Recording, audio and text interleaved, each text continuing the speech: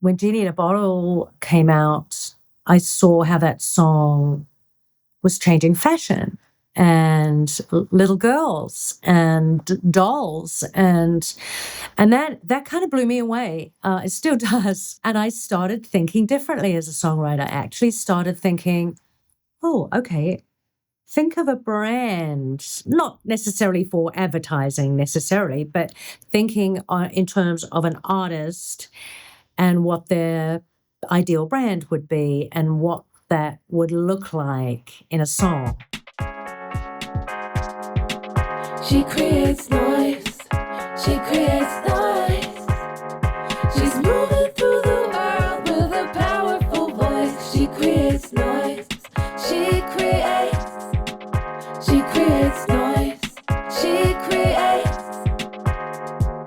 noise. Hi, it's Sarah Nagurney. I'm your host of She Creates Noise. I'm a songwriter, producer, manager, and happy to be here for season 2. And this is Women's History Month, so it's really appropriate that you guys are here and listening.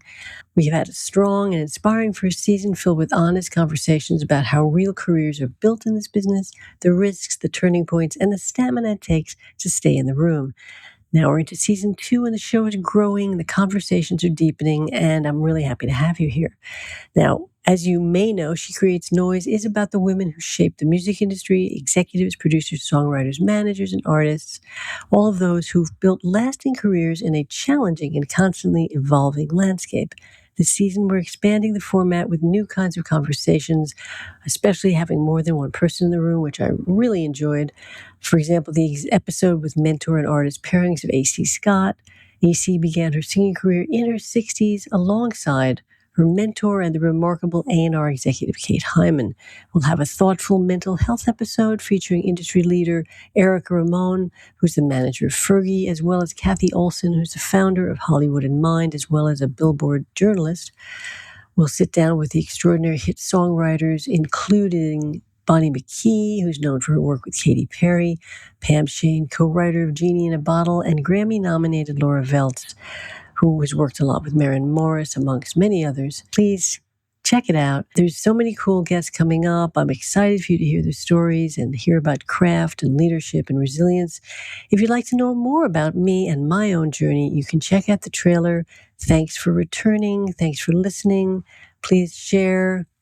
Welcome back. Thank you. Creates noise. Today we're going to welcome Pam Sheyne. Now, I've known Pam for a number of years. She's a multi-platinum songwriter, producer, artist, and mentor, an Ivor Novello Award winner with more than 50 million record sales and over 100 platinum certifications. She's best known for co-writing Christina Aguilera's breakout hit Genie in a Bottle, and her songs have been recorded by artists including Miley Cyrus, Camila Cabello, Demi Lovato, Seal, and the Backstreet Boys.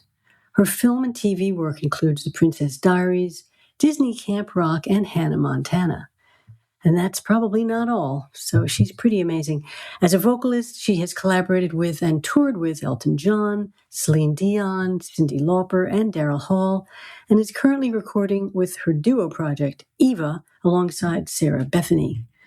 Pam is co-founder of Songwriter Camps, launched in 2018 with collaborator Richard Harris, offering an in-person and virtual workshops focused on songwriting, craft, and sync. She's also a co-founding member of SONA, Songwriters of North America, the advocacy organization that was instrumental in passing the Music Modernization Act in 2018. I want to welcome Pam today. Thank you so much for joining us. She creates noise. We were just chatting about how you were just Grammy nominated and no one told you this year. That's hysterical. Hi, Sarah. Great to be here, and thanks for having me on. I'm so glad you're here. Just a little bit about your origin story. You were born in New Zealand and went on to build a truly global career. Do you think growing up slightly outside the traditional pop power centers gave you a different perspective? Maybe more of an observer's lens? Gosh, well, New Zealand is kind of, a little sheltered down there in the 60s. And I was the youngest child of 3, and my parents loved music and loved socializing. And They listened to a lot of different types of music, but country music was very much a big thing then. Artists like Dolly Parton, Tammy Wynette, Charlie Pride, Crystal Gale was one of the first records I ever bought. So I guess my sort of initiation into music was, these wonderful melodies and storylines and sort of depth of emotion. Those country writers really knew how to connect with the audience.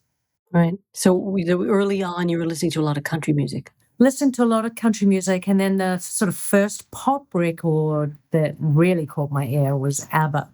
ABBA's first record. I was just completely hooked.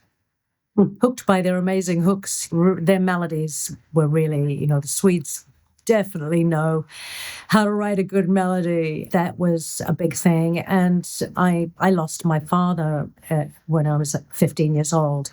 He passed suddenly. So music became my hiding place, my sacred place. That's kind of where I went very inward, and music was just with me all the time. So I learned a lot, listened a lot to lots of different types of artists. And it wasn't until I moved to London when I was 17 that I started listening to a lot of different music, black music in particular, Luther Vandross and Stevie Wonder and Earth, Wind and Fire. Did you move to London with your family? No, I moved. Well, my sister and my brother lived there, and I stayed with my sister for a month. I was only 17, and then I got a residency, a job in a hotel band. Wow. All on my own. Yeah, it was supporting myself from the age of 17. That's impressive. You really learned to be independent so early on. Wow. I had to, yeah. That's interesting.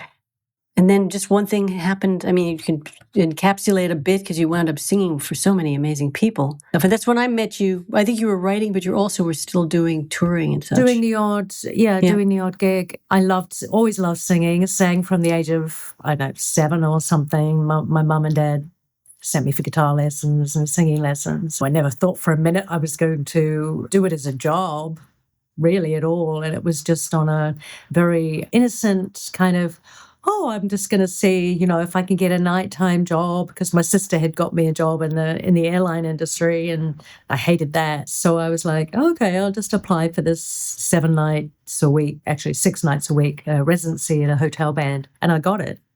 And that's what got me started. So I sang lots of covers and sort of subconsciously getting all those melodies and lyrics and stories and stuff inside my head in a subconscious way. Kind of later on down the line, I only realized, gosh, that had an impact on my writing and helped me with that commercial kind of... Those commercial ears. Ears, exactly. Yeah, wow, exactly. cool. Yeah, but I wound up doing a lot of session work, sort of graduating onto touring and session work and working with these amazing artists, and sort of came to a bit of a crossroads when I was in my late 20s thinking, gosh, I don't want to just be a backing singer. I want to be singing my own songs. I had this real feeling that songwriting I was meant to be a songwriter because I just loved the process so much, and it was like this sacred place to go. It's a wonderful story that you just came up from nowhere and just showed up in London. I love London. That's always been one of my favorite places to be. It's like home to me. She creates noise. Now, you co-wrote Genie in a Bottle, which didn't just become a hit. It really kind of shifted pop culture. I mean, I remember when that came out, you had it's had a tremendous resurgence with her 25-year anniversary. But also Gen Z is really interested in that Y2K stuff. I don't know if you can think back and say, now, when I wrote this song, I kind of knew in the room so this was it? Or, I mean, how did you feel when you were writing it? It was the first song that I co-wrote with David Frank and Steve Kipner. We had been introduced by a friend, my friend Jodie O'Connor, who lives in London, and she had just worked with them herself. And she said, because I was living in London at the time, and I'd come out to LA for a writing trip.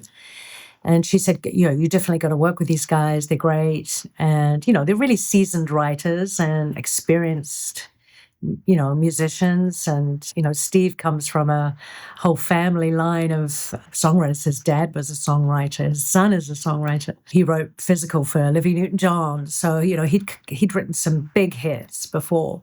So it was a real pleasure to get into the room with them. And there was a real different type of chemistry between us. There was this, I don't know, I can't even explain what it was, but you know what it's like writing with somebody when you go into the room for the very first time. It's kind of, you're a little on edge because you don't know whether you're going to be on today or not, whether you're going to come up with some great ideas. David had prepared 3 tracks for us. So we listened to these tracks because you're just used to writing from scratch. So this was kind of, it'd become a new thing, a relatively writing to tracks, new, yeah. Writing to and of tracks. course, he was in the system. He'd started the whole funk keyboard thing for Exactly. Michael Jackson, and I mean, he's amazing. Amazing musician. Yeah. Amazing. He played us these 3 tracks, and we listened, and we chose the one that ended up being Genie, because it sounded so sort of off the wall different. It was like, that one sounds like a single. Let's write that. And we didn't write it specifically for Christina. We just wrote a song. Well, let's write the best song we can today. So we walked out of the room a few hours later with that song. I went back the following day and sang it. Steve had to go somewhere else. So David and I put it down in a day. And then I had to leave town to go to Nashville on a writing trip. They finished off the production and sent it over to Ron Fair and various other people. Ron Fair called up and said, I want this as Christina's first single. It was, I think we knew that we'd written a good song. I don't know, whether I can go as far to say that, oh my God, we've written a smash. You don't want to jinx anything when you write a song. You don't really know. It's in the lap of the gods, timing and all. That's so true. But of course it was. You must have known also, but deep down, wow, this is a really good first co-write with these guys. Yeah. Right? Yeah. We ended up writing quite a few more together. She creates noise. It's just so impactful, and I was looking. It's got billions of streams, really, isn't it? Billions. I don't know. It's I over a actually billion. don't know. I did look it up not long ago. Okay. Like, that's something. That is definitely something. It is something. It's been it's been the gift that keeps giving, and I'm so grateful for it, I have to say. Now, you've written for voices as different as Christina Aguilera, Sinead O'Connor, Miley Cyrus, and you've also sung and collaborated with major artists from Christina and Miley to Elton John and Celine Dion. When you were writing, did you hear a specific artist's voice in your head, or is there a distinctive Pam Sheyne sound that exists? How do you decide maybe to disappear into the song? Is it conscious, or do you kind of? Well, it really depends on the singer and the artist who you're working with that day. If you're writing to a brief, how well the artist writes, because sometimes they're not a strong writer, and then you will get an artist who's a really strong writer. And as a songwriter, and as the songwriter in the room, or one of the songwriters in the room, because I'm that top liner person who does the melody and lyric, you have to be that chameleon and fit into whatever it is that is needed.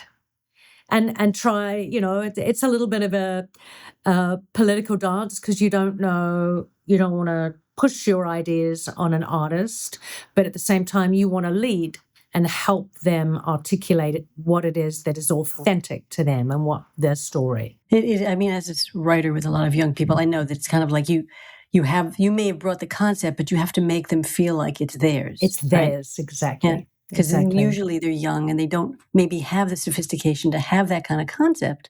Yeah. But somehow if it doesn't feel to them like it's theirs, they will never use the song, right? Yeah. I think that's true. Yeah. But it definitely helps, I think, when you're a singer. I mean, it's helped me being a singer in my songwriting career for sure, because I write things that feel natural to sing for my voice. But obviously everyone's got a different range, and when you're writing for an artist and you haven't got them in the room, you have to do your homework and start studying what their range is, what their quirks are, stylistically, what do they write about? What do they like to write about?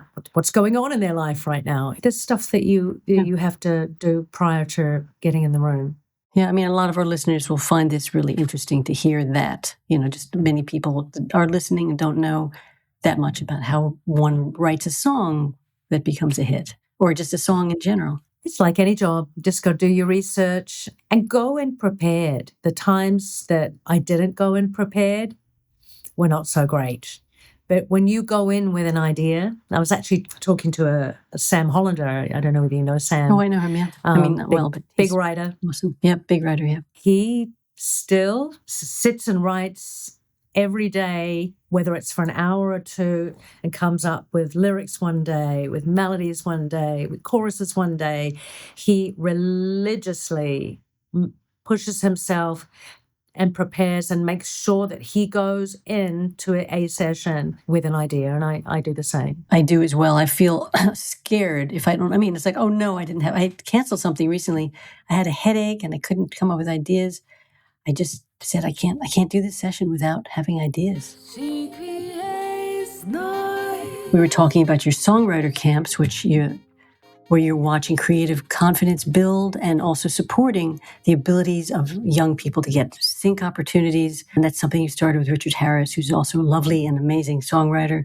How do you see, have you noticed, this podcast is a lot about women, and do you notice there are more women coming to those camps maybe than before, or in general, do you notice a lot of women? When did the Annenberg Foundation do those?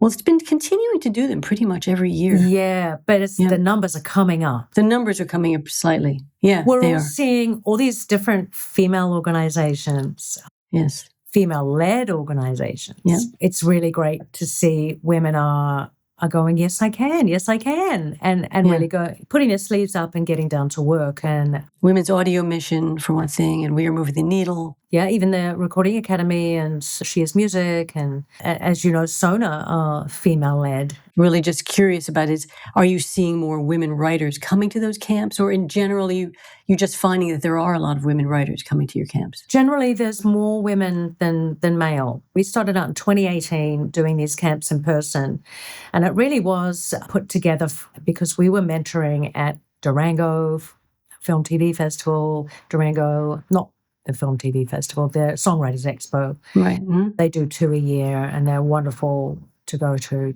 really build your community and meet other songwriters and business people. And the Hawaii Songwriting Festival and others that we were mentoring at, and seeing a lot of songwriters presenting their work when it wasn't really ready to be presented. And we felt that there was a need to help songwriters with the craft and to really tighten up their songs before they presented them. And so we started a camp in 2018. We did 3 or 4 camps before the pandemic happened.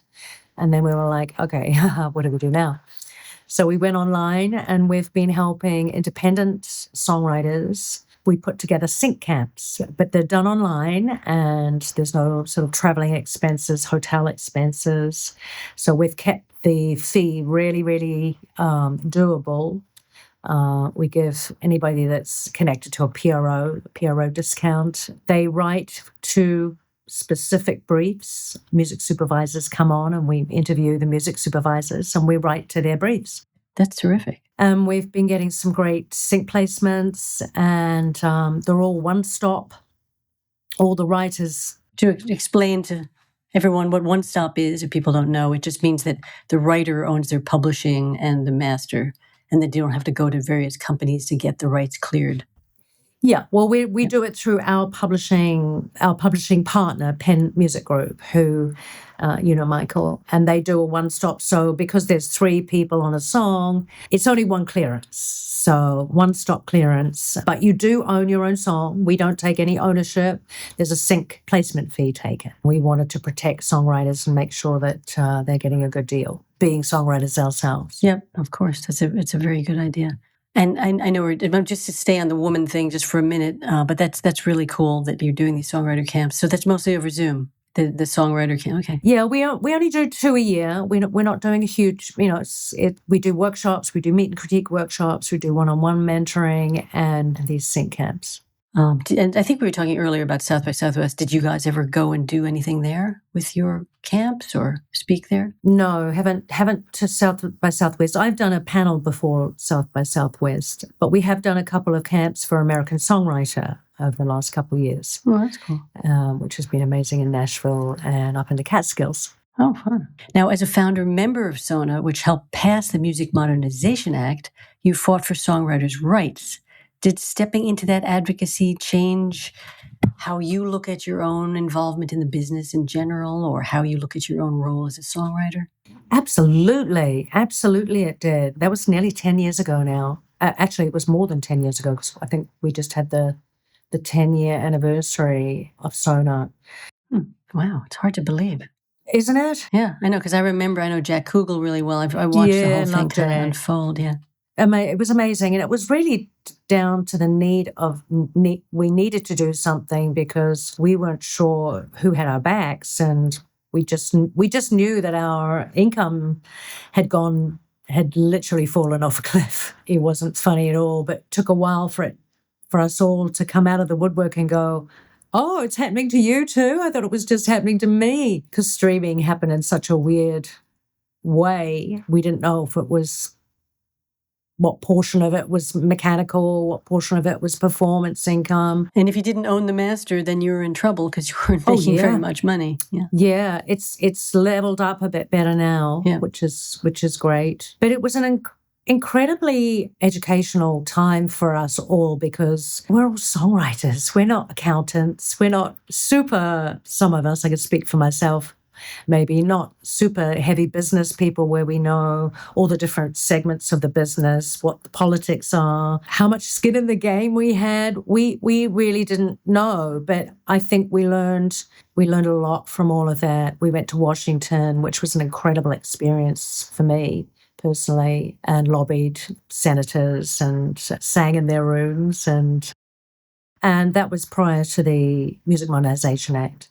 So it was nice to be a part of helping that go through, which was really amazing. But there's still so much to be done. I think we've realized we need a union. We need a songwriters union. Not that they've not tried to do that before. Not SONA, but other people have tried to do that before, not successfully. And that's because we don't fulfill the criteria of what we need to be to be a union, because we're all self-employed contractors. And we need healthcare. Songwriters have such a unique job. And who else do you know that goes out to work day after day after day, Sarah, and put all the work into it, and you only ever get paid if something hits? I know, it's ridiculous. And also songwriters are trying, and I have done it quite a few times, to get a piece of the master, because that's where the money is now, And I do get some pushback, but it's becoming more and more common to ask for a piece of the master. It is. That's a real gray area. And I think now that it's starting to level up more, where the master is worth a similar to the publishing. Yeah, I was at the AAMP over Grammy week. David Israelite was saying that it's really starting to level up now, which is good news, but still so much for us to do. And, songwriters, it is like herding cats. We're off in our different directions. There's all these different songwriter organizations. If there was one sort of global songwriter organization where we could all be that one big voice. We are the foundation of the music industry. Well, you got nothing without a song. And I don't think we realize, we do realize our own powers. So songwriters, don't sit on the fence. This is your life, and this is your job. If you want it to continue for many generations and for your kids to earn money, then, we have to do something now, especially with AI coming in. We'll have to think of a good title. Songwriters of the World, or I don't know. Think of some union name. It's a big issue. I mean, it's almost impossible to earn unless you're really one of the top writers to earn a livable wage. like Nashville, I don't know how these people, they don't really survive. Everyone's got a job as a barrister or something, or they're getting a draw from their publisher on a monthly basis. You have to have a second job. Yeah. You have to have a second job as a songwriter, unless someone else is supporting you.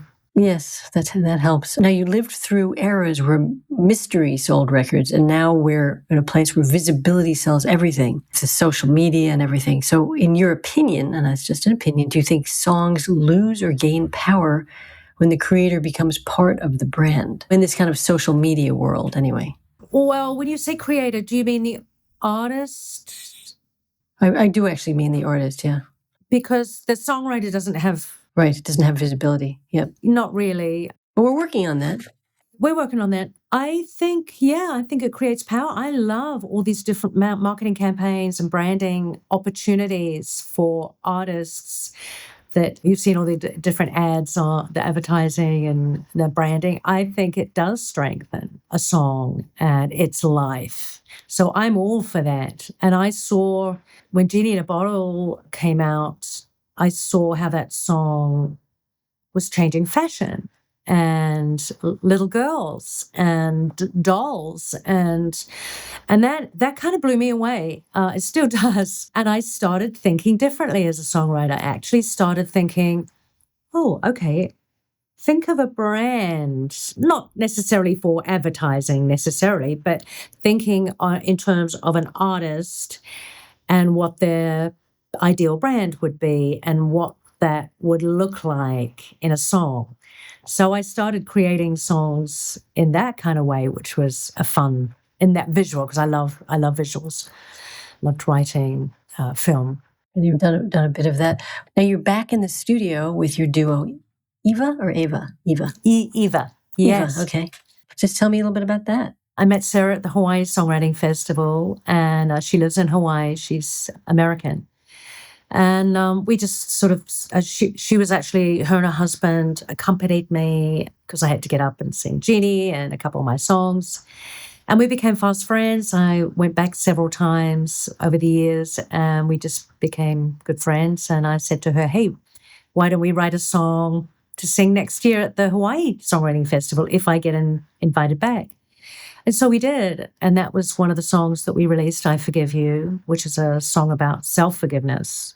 Because that song was a cappella, we started going in that direction. It was just really following our feet.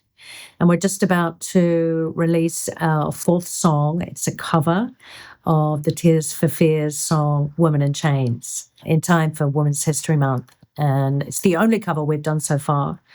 We don't have many followers. And, if anyone's listening, please follow us on our socials and on Spotify. And people are definitely listening. And tell me which song I'd like to play. One of the songs. Tell me which song you'd like me to play. I Forgive You, maybe. That was our first song together. I Forgive You, Eva.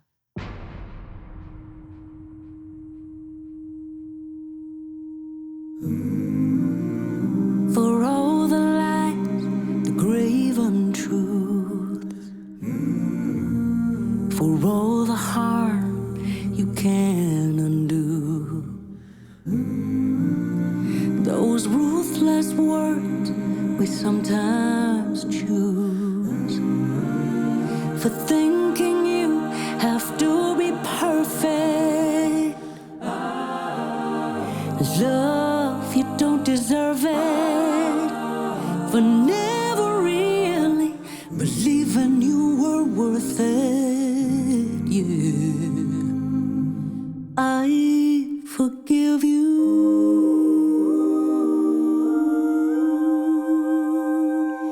I forgive you, 'cause it's way too heavy to hold on to. I forgive you.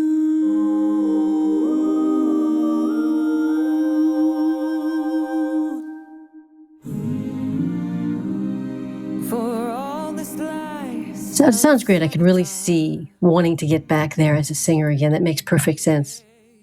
Because it's been such a long time that it's, as far as I know, you haven't really been featuring yourself. I never featured myself. Never Wow. featured myself. Never featured yourself.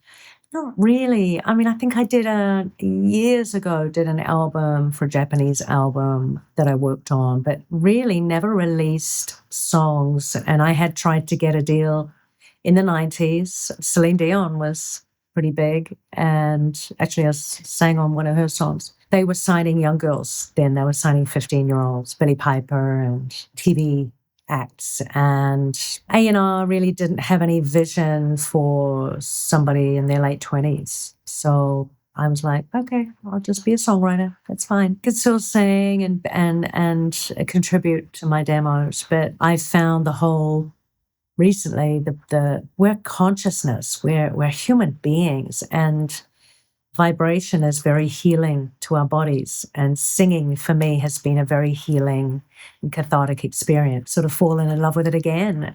So enjoying working with Sarah on our project. I wanted to ask a quirky question. Just Genie in a Bottle is getting this second life. Which of your other songs, if you think back to some that maybe were album cuts that you felt maybe should have been given more attention, is there any song that you particularly feel was overlooked or that you wish was heard more? There was one, actually. There was a song that David, Steve, and I wrote, so the same team that wrote Genie, a song called The Poet, that was written around the same time, maybe a couple of years later, because Genie was our first song together, and we continued to work together. A year after Genie was at number one, we had a number two with a girl band called Dream. So that was amazing experience to have two songs with them. And so we continued working together, and we wrote this song called The Poet, which felt really special to all of us. And it was cut a couple times. Liberty X, which was a girl group, you probably remember them, Sarah, in the UK, they cut it. Maria Lawson, singer, she cut it. And I think there was another, Paulini or somebody like that, cut the song. But you know how timing is a real thing. And I just don't think all the stars were in alignment for any of those artists with that song. I still believe that song could be a hit, especially now with the resurgence of the 90s stuff. Yeah. Well, so you should talk to your publisher. Let's pull it out of hiding. Actually, it's a great idea. Yeah. Thank you. Good. Let's do that. And is there anything I didn't ask, or anything you wish we talked about that we have time to do? I really enjoyed being a mentor, sort of moving into mentoring. I obviously still write and sing and perform and love that part, but I also equally love mentoring next generation of songwriters and people coming up. It's a different business to what it was when you and I got into it. Wish we had some mentors. Or at least I wish I did more. I didn't. My publishers kind of were my mentors, but I didn't really have a creative mentor that really gave me those. I guess my co-writers, people that I wrote with, would give creative input into songs and stuff. But it's important. It's important to really, if you want to do this in your life and be in this industry, to work really, really hard and to polish your skills and to just get better and better and get your head down and keep doing it. Just keep doing it over and over and over and over again. Practice does make perfect. You've got to have a real strong willpower to continue to do it. Probably have to get another job to support yourself as well at the same time. It's an amazing job to do, career to do. I've loved every single minute of being a songwriter. It's one of the most healing. It's my therapy. Saved me a lot on therapy because I songwrite. It's how I express myself to the world. And I want that to continue for other people, that art is important. We are the ones who change the world with our art. Just keep going at it. If you believe in yourself, and you have to believe in yourself first. Art has so much power, and you've obviously put so much time and energy into something, and your work is beautiful. And we did work together years ago, but I remember it very well, and it was definitely a great experience. And you're you're a wonderful example of a professional songwriter who's also giving back. So thank you so much. Oh, thanks, Sarah. It's such a pleasure to reconnect with you and to chat with you. And if you're a woman out there that is really finding it difficult being a music creator, just, find your people and find those mentors that really support you. We're here. Right. We're here, or reach out to us. I mean, can they reach out to you? Should I put your email or there's something I should put in the, okay. Yeah. info@songwritercamps.com. Yeah, you can find me there. We do a monthly meet and critique workshop where you can bring a song and we can help you tighten it up. And we do one-to-one mentoring too. Well, thank you so much, Pam. I really appreciated you coming on, and keep you posted on when it's going to air. Thanks, Sarah. Lots of love to you. I'd like to thank today's sponsor, Heard City, the premier audio post-production company servicing the advertising, motion picture, and television industries right here in NYC. I'd also like to thank Ann Tello, aka XO Ann, for singing the She Creates Noise theme that I wrote. Thanks for listening to She Creates Noise. If you enjoyed this episode, be sure to subscribe, rate, and share. I want to thank the team here, Blair Reinley, Yelena Stavanovich, Emily Wilson, and the Master of Engineering and Grammy-winning Cooper Anderson. We'll see you next time.